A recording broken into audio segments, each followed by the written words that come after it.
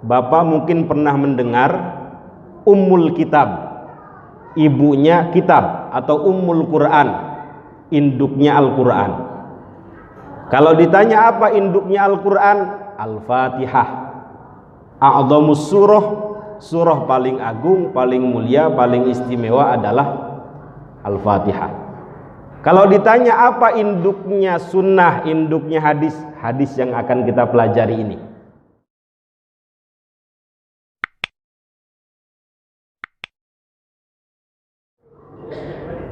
Kita mulai Pak ya.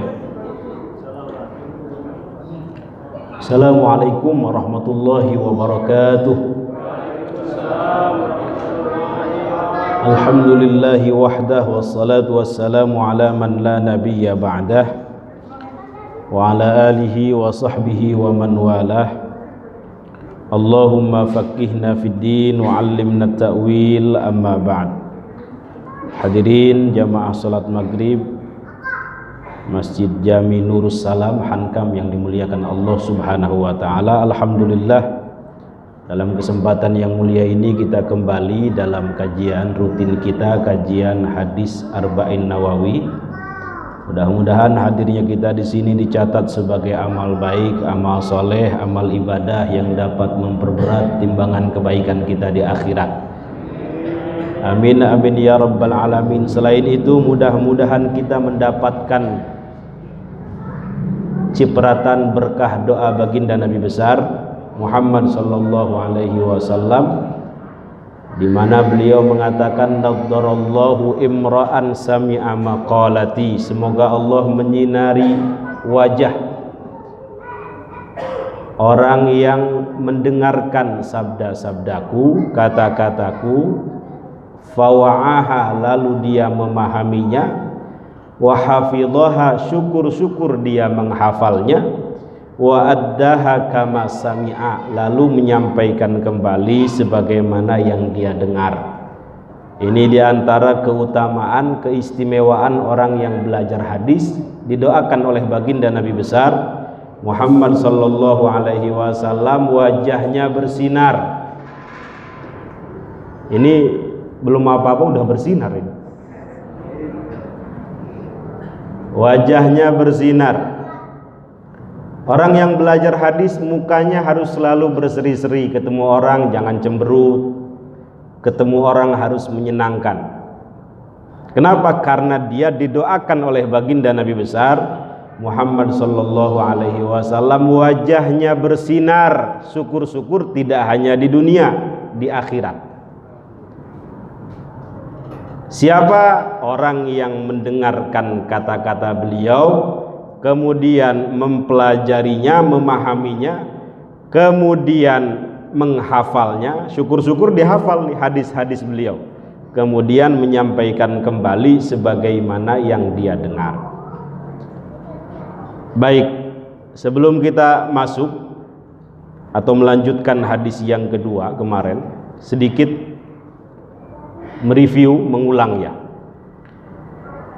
bahwa hadis yang kedua ini dikenal dengan sebutan Ummul Hadis atau Ummus Sunnah. Bapak mungkin pernah mendengar Ummul Kitab, ibunya kitab, atau Ummul Quran, induknya Al-Quran. Kalau ditanya apa induknya Al-Quran? Al-Fatihah. A'dhamus surah, surah paling agung, paling mulia, paling istimewa adalah Al-Fatihah. Kalau ditanya apa induknya sunnah, induknya hadis, hadis yang akan kita pelajari ini. Jadi ini rugi Bapak kalau nggak ngaji ini. Ini disebut dengan Ummus Sunnah, induknya sunnah, ibunya sunnah. Jadi kalau mau dipelajari ini nggak habis 1 jam 2 jam ini, karena ini induknya sunnah. Seluruh sunnah yang kita pelajari terangkum dalam satu hadis ini sebenarnya. Saya punya guru dari Sukabumi, Kiai Zazen Bazul Ashhab namanya. Beliau penceramah, Bapak bisa lihat di YouTube-nya. Kata beliau, saya itu pernah diundang dalam 1 bulan 60 tempat. dalam 1 bulan 60 tempat. Dan satu saja materi yang saya sampaikan, satu hadis ini saja Pak, yaitu Ummus Sunnah, Ummul Hadis, induknya hadis. Kenapa Kiai kok itu aja? Enggak, saya pengen lihat perubahan masyarakat. Bukan saya nggak paham hadis-hadis yang lain, bukan. Saya pengen melihat perubahan masyarakat ketika saya menyampaikan induknya hadis ini bagaimana? Apa lebih baik atau masih biasa-biasa saja? Atau etikanya, akhlaknya berubah atau tambah buruk? Kira-kira begitu. Jadi saya ulang, ini hadis disebut dengan Ummus Sunnah, induknya sunnah, atau Ummul Hadis, induknya hadis. Kalau Ummul Quran apa Pak? Al-Fatihah. Atau Ummul Kitab, induknya Alkitab, Al-Fatihah. Dan Al-Fatihah termasuk a'dhamus surah, surah paling agung, paling mulia, paling istimewa.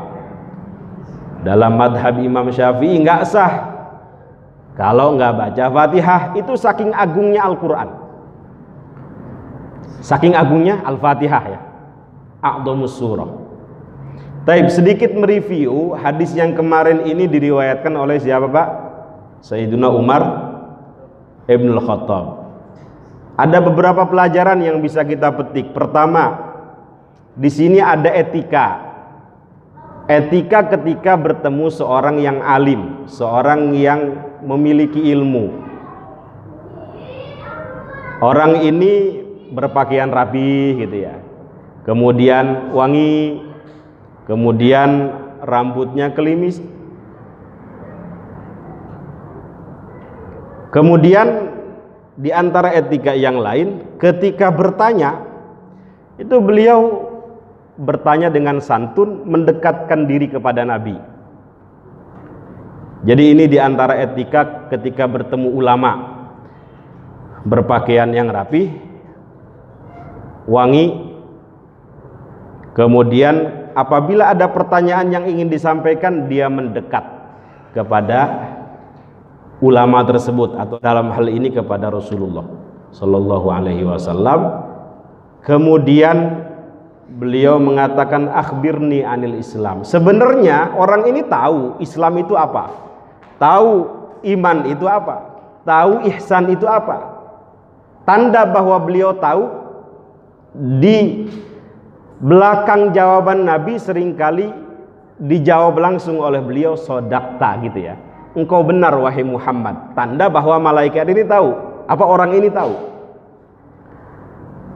Apa tujuannya beliau nanya? Agar orang-orang yang duduk sekeliling Nabi itu mendapatkan pencerahan. Jadi Bapak diperbolehkan bertanya walaupun Bapak udah tahu, dengan syarat tidak meremehkan. Tujuannya apa? Tidak menyinggung yang lain, agar orang lain itu tahu. Nah, kira-kira begitu. Jadi orang ini udah tahu jawabannya, cuma sengaja bertanya untuk apa? Untuk memberitahu sahabat-sahabat yang lain. Nah, di sini ada 3 pokok dalam pondasi agama yang kita kenal dengan arkanuddin. Apa Pak? Arkanuddin. Arkan itu jamak dari ruknun. Ruknun itu apa artinya Pak? Arkanul Islam. Itu kan kita sering dengar. Arkanul iman. Apa? Arkan itu apa? Arkan itu pondasi, ruknun itu pondasi. Nah, ada istilah arkanuddin, rukun-rukun agama. Ada berapa Pak di sini? Ada 3. Yang pertama al-Islam, yang kedua al-iman, yang ketiga al-ihsan. 2 rukun pertama, Islam dengan iman, itu masing-masing memiliki rukun. Islam rukunnya ada 5, jadi dibangun dengan 5 pondasi. Kalau 5 pondasi ini tidak dilakukan, runtuh keislamannya. Apa saja Pak? Syahadat, sholat, zakat, puasa, haji bagi yang mampu fisiknya, mampu duitnya, mampu kendaraannya. Ada orang mampu duitnya, fisiknya nggak mampu, belum wajib. Ada orang fisiknya mampu, duitnya nggak ada, belum wajib haji. Jadi haji bagi yang mampu menjalankannya.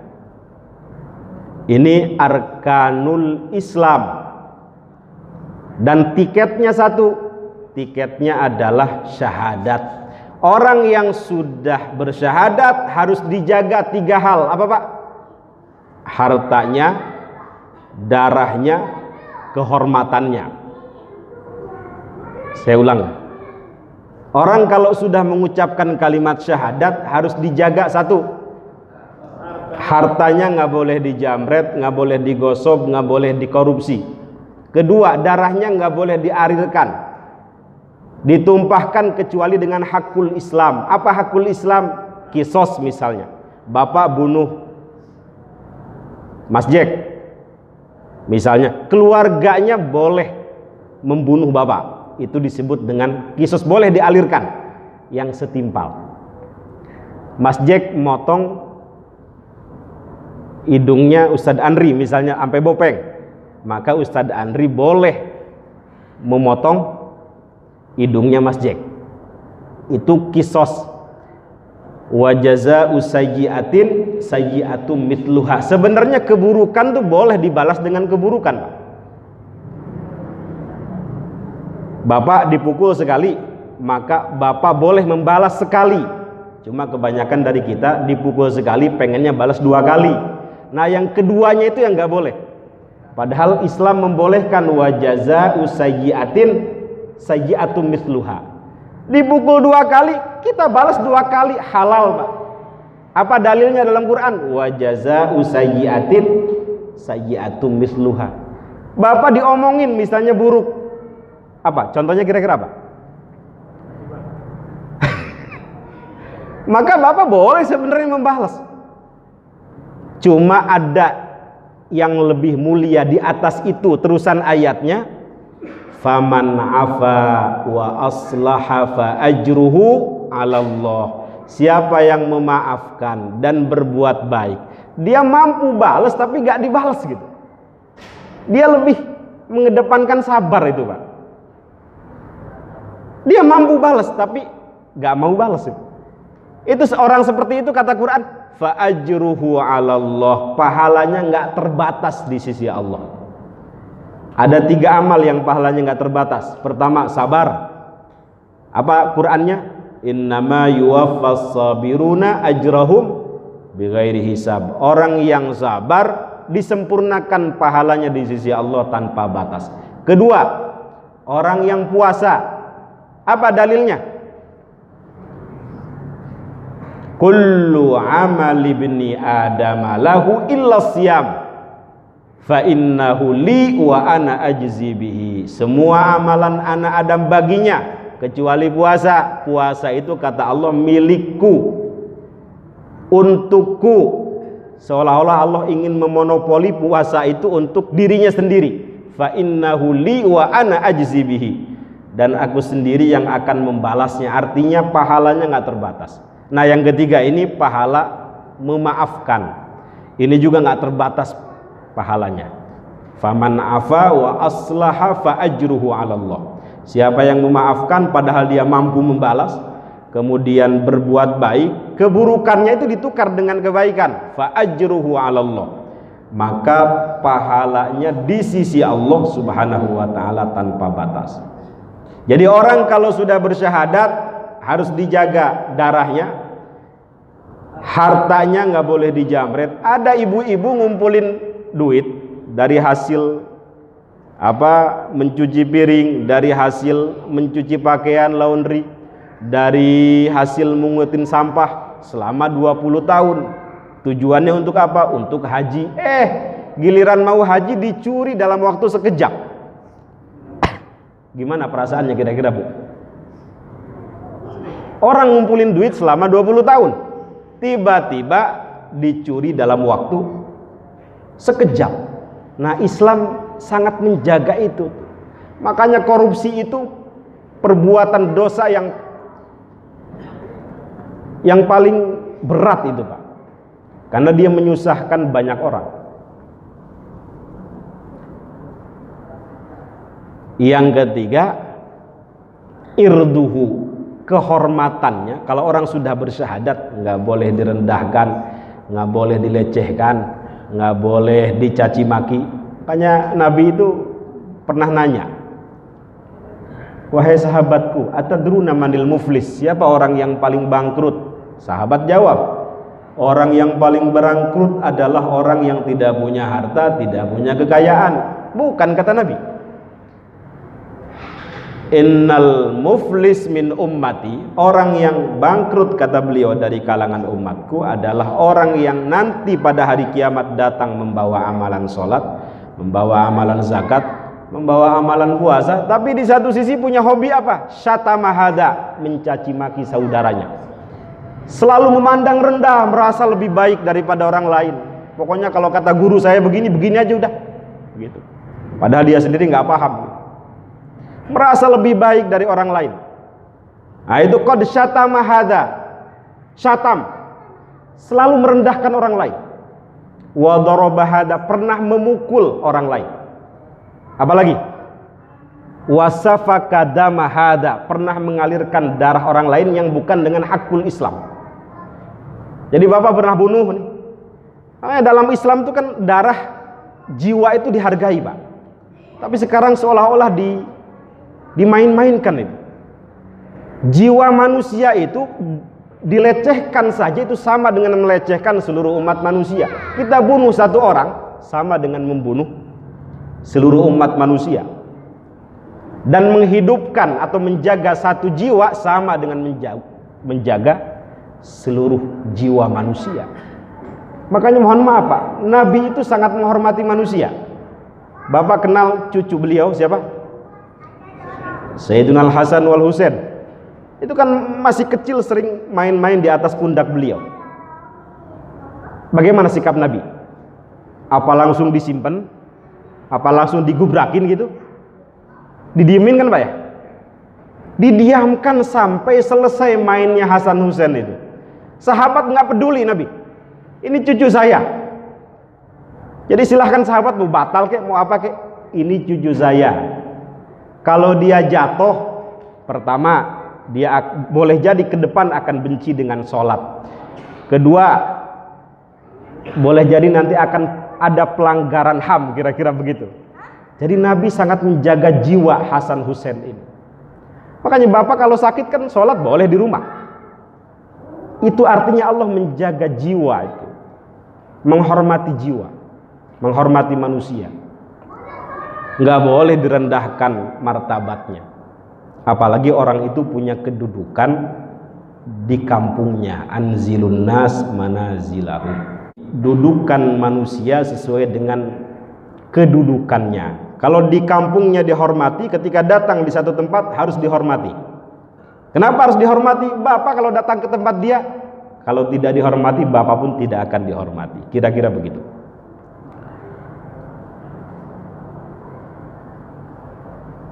Yang kedua, arkanul iman. Tadi arkanul Islam ada 5, syahadat, sholat, zakat, puasa, haji. Yang kelima arkanul iman, ada 6 Pak ya. Ini yang kemudian mohon maaf, Islam ini menjadi disiplin khusus yang disebut dengan ilmu syariah, ilmu fiqh. Nah, arkanul iman ini yang kemudian menjadi disiplin ilmu usuluddin atau ilmu akidah. Nah, yang ketiga disebut dengan al-ihsan. Ini yang kemudian disebut dengan ilmu akhlak atau ilmu tasawuf. 3 pondasi agama ini disebut dengan arkanuddin. Kemarin saya ibaratkan tripod ini Pak ya. Jadi arkanuddin ini tripod. Salah satu saja putus, tidak bisa dipakai. Maka seringkali ada yang kurang tuh. Ketika ada orang yang meninggal, mudah-mudahan iman dan Islamnya diterima. Ihsannya mana? Padahal ini tripod, ini ihsan. Hanya satu ihsan saja yang tidak ada rukunnya. Ya rukunnya itu saja Pak, definisi itu saja. Anta'budallah ka'annaka tarah itu ya. Fa illam takun tarah fa innahu yarok itu. Engkau beribadah kepada Allah seolah-olah engkau melihat Allah. Kalau nggak bisa bagaimana? Yakinlah Allah melihatmu. Orang kalau sudah sampai derajat ihsan, atau dalam istilah lain maqamus syahadah, tajalli bahasa saya kemarin itu, maka dia akan melihat makhluk itu ya semuanya Allah gitu Pak. Artinya yang dilihat makhluk tetapi hatinya tembus kepada Allah. Ini gambaran guru saya, ihsan itu fisik kontak dengan makhluk, kolbu tembus kepada Khalik. Mari diulang Pak, ini ihsan.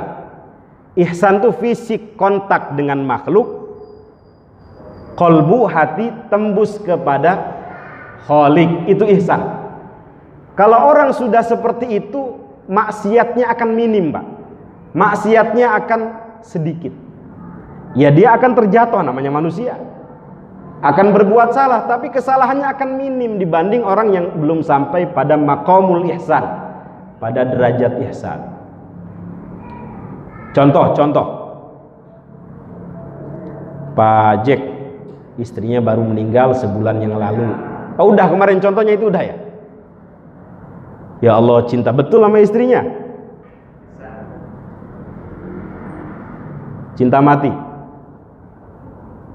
Setiap masuk ke rumah yang disebut istrinya, wahai sayangku, dilihat hordeng, sayangku tercinta, dilihat garpu, sayangku tercinta, ngelihat kasur, wahai mbebku tercinta, misal mbeb.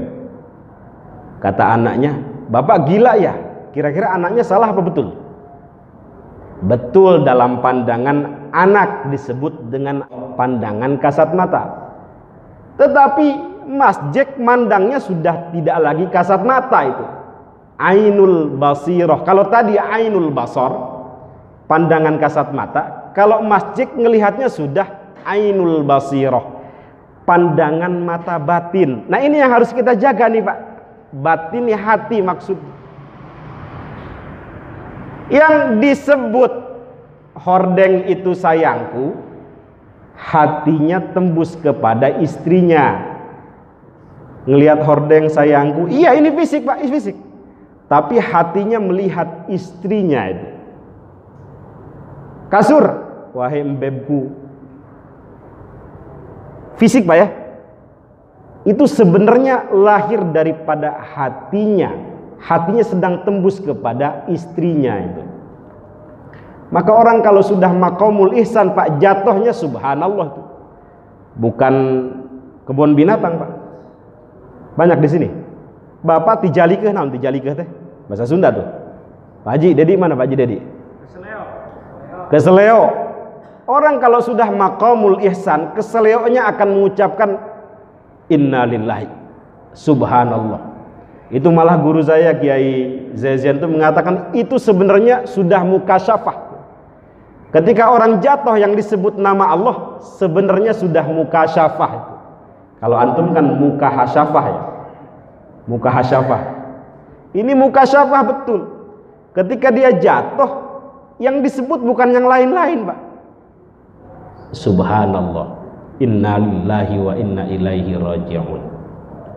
Maka mohon maaf, orang itu biasanya mati sesuai dengan kebiasaannya. Kalau kebiasaannya menggunjing, biasanya mati dalam keadaan sedang menggunjing. Mati sering membaca Quran, insya Allah dalam keadaan sedang membaca Quran. Maka mulai dari sekarang kita perbaiki hobi kita Pak ya. Jangan-jangan hobi kita selama ini buruk, nah, kita alihkan ke hobi-hobi yang baik dan manfaat. Oke, untuk sampai tajalli, Bapak harus melewati takhalli. Ini singkat saja ini, karena waktunya mepet. Untuk sampai kepada maqamul ihsan, tajalli, itu Bapak harus melewati takhalli. Takhalli itu membersihkan diri dari hal-hal yang membuat hubungan dia dengan Allah putus, renggang. Apa contohnya? Hasud, hubud dunya, ghibah, takabur, naon deui? Iri, naon deui? zina, yang begitu-begitu, mabuk itu udah pasti itu. Penyakit hati maupun penyakit lahir. Setelah itu ditahalli, apa tahalli itu?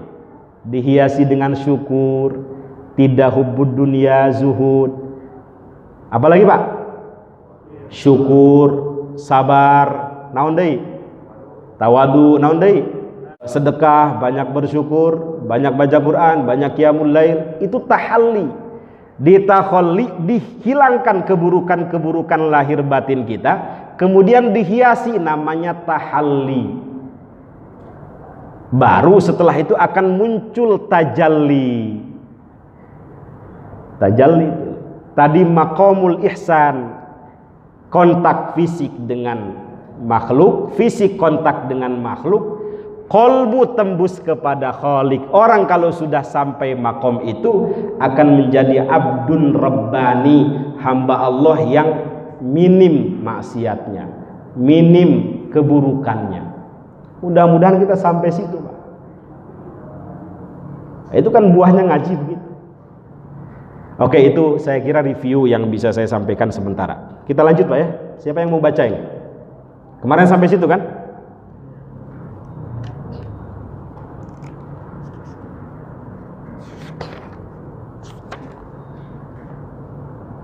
Oke. Bismillahirrahmanirrahim. Fa akhbirni 'anis sa'ah. Lalu orang tersebut mengatakan, beritahu aku 'anis sa'ah, tentang hari kiamat. Qala, kemudian Rasulullah sallallahu alaihi wasallam menjawab, mal mas'ul anha bi'a'lama minas sa'il. Orang yang ditanya tentang hari kiamat itu tidak lebih paham, tidak lebih mengetahui bi'a'lama minas sa'il, dari orang yang bertanya. Bapak kalau nggak tahu, jawab nggak tahu Pak. Jangan sok tahu. Apalagi Nabi itu tawadunya luar biasa. Kalau nggak tahu, beliau bilang saya nggak tahu. Dan ini nggak menurunkan derajat Bapak sebagai orang yang tahu, sebagai orang yang alim. Kalau nggak tahu, bilang nggak tahu. Mal mas'ul, Nabi ditanya tentang hari kiamat. Nabi bilang mal mas'ul anha bi'a'lama minas sa'il. Orang yang ditanya itu tidak lebih tahu daripada yang bertanya. Sebenarnya beliau udah nebak kalau yang nanya itu ya Jibril gitu ya. Nanti akan diterangkan. Ngetes aja, Jibril tuh ngetes, pengen ngasih tahu para sahabat yang lain. Qala, kemudian orang ini bertanya lagi, fa akhbirni an amaratiha. Kalau begitu beritahu aku tentang ciri-cirinya. Kalau Nabi mengatakan saya nggak tahu hari kiamat. Jadi mohon maaf Pak, kalau sekarang ada orang ngaku-ngaku tahu hari kiamat, bohong, jangan diikuti. Nabi saja nggak tahu. Cuma Nabi ngasih tahu di sini an amaratiha. Tanda-tanda kiamat itu apa? Yang pertama kata beliau, antalidal amatu rabbataha. Al-amah itu artinya hamba sahaya. Antalidal amah, seorang hamba sahaya yang melahirkan anak tuannya. Kalau dulu kan ada tuan, majikan, itu seringkali punya amah, punya hamba sahaya yang itu boleh dijual, dipekerjakan. Cuma statusnya bukan zaujah, bukan istri. Kalau istri dinikahi, kalau amah dimiliki dan dia boleh digauli sebagaimana istri. Cuma bedanya dia boleh dijual gitu, kalau dulu begitu. Nah, seringkali melahirkan anak tuannya. Ini ciri yang pertama. Kenapa? Karena nanti akan ada orang yang akan membangkang. Banyak orang yang akan mendurhakai kedua orang tuanya. Ini maksud daripada antalidal amatu rabbataha itu. Seorang hamba sahaya yang melahirkan anak tuannya. Anak tuannya kemudian menjadi besar, menjadikan ibunya sendiri sebagai budak. Karena memang budak, Pak. Seharusnya seorang ibu dihormati, Pak ya. Apa? wa qadha rabbuka alla ta'budu illa iyyahu wa bil walidaini ihsana kan. Tetapi hadis ini menandakan, memberitahukan kepada kita di kemudian hari kata Rasul akan ada seorang anak yang tidak mau nurut sama orang tuanya, membangkang dengan orang tuanya. Ini ciri kiamat yang pertama. Seolah-olah dia menjadikan orang tuanya itu sebagai budak, mau aja disuruh gitu. Wa antaral hufatal uratal alata. Ciri yang selanjutnya adalah engkau melihat di kemudian hari orang yang tidak memakai sendal. Naon bahasa urangna? Nyeker. Al urata, dan orang yang tidak berpakaian, telanjang. Banyak sekarang Pak ya, bahkan bangga dengan ketelanjangannya, dengan kemaksiatannya. Hati-hati nih Pak, kalau Bapak bangga dengan kemaksiatan, jangan-jangan masuk dalam kategori mujahir, bukan muhajir tapi mujahir. Kalau muhajir orang yang hijrah, kalau mujahir orang yang kalau melakukan maksiat bangga dengan kemaksiatannya. Itu kata Nabi, kullu ummati mu'afa illal mujahirin. Semua umatku ini diampuni kecuali orang yang kalau berbuat maksiat ditembong-tembongkeun, lah muncul bahasa Sunda mana tembong-tembongkeun teh. Tadi malam Bapak judi misalnya, tadi malam Bapak zina, mabuk, tidur sudah ditutup oleh Allah tuh. Kemaksiatannya nggak ada yang tahu.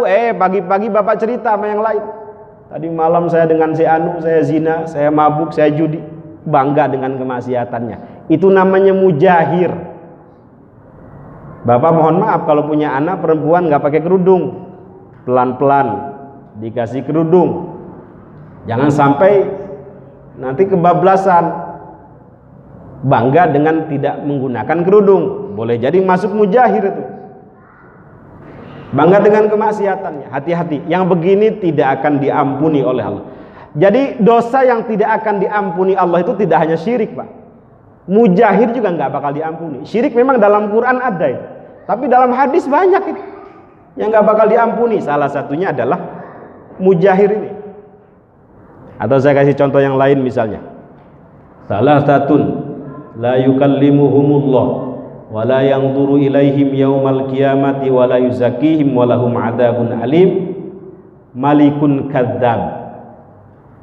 Ada 3 golongan yang tidak akan diajak bicara oleh Allah, tidak akan dibersihkan dari neraka, tidak akan diajak bicara, dicuekin maksudnya. Kita dicuekin sama guru aja nyesek Pak ya, apalagi ini sama Allah. Dan dia akan mendapatkan siksa yang pedih. Satu apa? Malikun kadzdzab. Seorang pemimpin yang hobinya itu bohong. Kadzdzab ini sigot mubalaghah, apa? Superlatif. Enggak kadzib lagi tapi kadzdzab, hobinya itu bohong. Nanti kalau saya jadi pejabat, jalan setapak sana akan saya bangun. Jadi pura-pura Pak, lupa. Nah, itu malikun kadzdzab itu, hati-hati. Makanya mohon maaf, dulu itu orang-orang khawatir jadi pemimpin tuh Pak. Makanya Nabi bilang la tas'alil imarah, jangan minta-minta untuk mendapatkan jabatan. Meskipun dalam hal-hal tertentu boleh kalau memang dia punya kapabilitas, seperti Nabi Yusuf misalnya. Boleh. Nabi ngomong begitu kepada orang yang ini kedipnya aja nggak bisa mimpin kayaknya ini. La tas'alil imarah, jangan minta jabatan.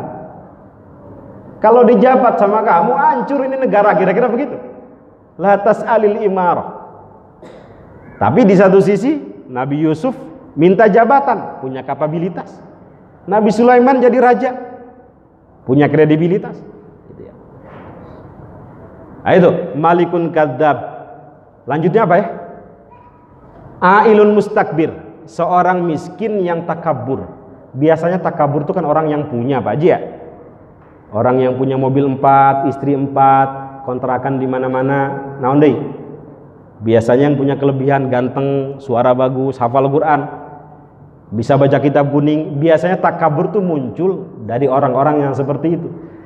Tapi ini muncul dari orang yang miskin itu. Ailun mustakbir, seorang miskin yang takabur. Ini nggak bakal diajak bicara oleh Allah, nggak bakal dibersihkan dari dosa-dosa.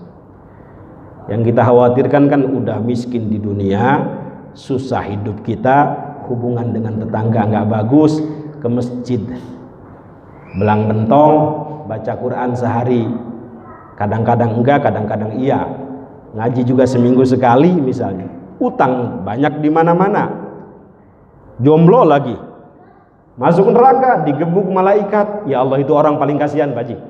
Kalau masjid kan istri 4, mobil 4, Rubicon, BMW, Alphard, Land Cruiser misalnya, kontrakan di mana-mana, hotel di mana-mana, keluar negeri tiap bulan, masuk neraka. Masih mending dunia udah dapat. Maka kalau habis sholat jangan Allahumma lantas jalan wa ilaikal ngacir, jangan. Allahumma antas salam dulu, minta selamat. Walaupun kita susah Pak, walaupun kita susah, yang penting selamat di akhirat, kira-kira begitu. Walaupun kita susah, yang penting kita selamat di akhirat. Al-alata, kemudian ciri atau tanda-tanda datangnya hari kiamat itu adalah nanti, kata Rasul, di kemudian hari akan datang orang yang hobinya itu minta-minta. Al-alah, orang miskin yang sebenarnya dia mampu bekerja tapi nggak mau, senangnya minta-minta itu. Ri'a asya, kemudian ya dia miskin, minta-minta, dia mengembalakan kambingnya orang. Yatatawaluna fil bunyan, kemudian setelah itu dia berlomba-lomba membangun bangunan yang tinggi. Sebenarnya membangun bangunan tinggi itu nggak masalah Pak, kalau memang keperluannya ada, manfaatnya ada. Cuma maksud hadis ini adalah untuk bermegah-megahan, hubud dunia, wah-wahan, kira-kira begitu. Ini ciri-ciri hari kiamat ya. Tentu di hadis yang lain banyak. Yang jelas mohon maaf, kiamat tidak akan terjadi selama lafaz Allah masih terus didengungkan. Kiamat tidak akan terjadi selama lafaz Allah masih terus didengung-dengungkan. Jadi kalau ada orang ngomong kiamat tahun ini, jangan didengerin Pak Haji, bohong itu. Summan tolaqa, kemudian orang tersebut pulang setelah bertanya, falabistu maliyan, sementara aku, kata Sayyidina Umar, masih duduk sejenak. Sumakol, kemudian Rasulullah Shallallahu Alaihi Wasallam bersabda, ya Umar, wahai Umar, atadri manis sa'il, apakah kamu tahu siapa orang yang tanya itu? Apakah kamu tahu siapa orang yang bertanya itu? Kultu, kemudian Sayyidina Umar menjawab, Allahu wa rasuluhu a'lam, Allah dan Rasulnya lebih tahu. Ini juga penting Bapak. Kalau ditanya sesuatu nggak tahu, jawab Allahu wa rasuluhu a'lam, Allah dan Rasulnya lebih tahu. Sebagai bentuk kehati-hatian selain ketawaduan. Qala, kemudian Rasulullah Shallallahu Alaihi Wasallam menjawab, fa innahu Jibril, yang datang itu adalah malak Jibril, atakum yu'allimukum dinakum, yang datang kepada kalian, yu'allimukum, hendak mengajarkan kalian, dinakum, agama kalian. Rawahu Muslim, hadis ini diriwayatkan oleh Al-Imam Muslim Ibnul Hajjaj An-Naisaburi dalam karyanya As-Sahih. Udah azan Pak? Ya Allah, cepet banget ini. Udah selesai hadisnya. Kita lanjutkan minggu depan Pak ya. Mudah-mudahan ada manfaatnya. Bapak Ibu diberikan kesehatan lahir batin, istiqomah dalam ibadah, husnul khotimah. Amin amin ya rabbal alamin. Nakhtatim hadzal majlis bi du'a kafaratil majlis. Subhanakallahumma wa bihamdik asyhadu an la ilaha illa anta astaghfiruka wa atubu ilaik. Assalamualaikum warahmatullahi wabarakatuh.